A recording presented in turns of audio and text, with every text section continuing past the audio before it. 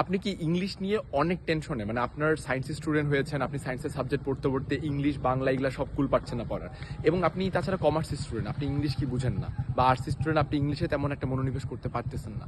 যাদের এরকম ইংলিশের সমস্যা রয়েছে, যারা মেডিকেল পরীক্ষা দিবে, ভার্সিটি, ইঞ্জিনিয়ারিং, যে পরীক্ষা আপনারা দেন না কেন, তাদের সকলের জন্য আমরা একটি সমাধান নিয়ে এসেছি কিউজি টেস্টের পক্ষ থেকে, যে এক্সাম বেচে একাডেমিক ইংলিশের উপর 4000 প্রশ্নের উপর পরীক্ষা দেওয়া হবে।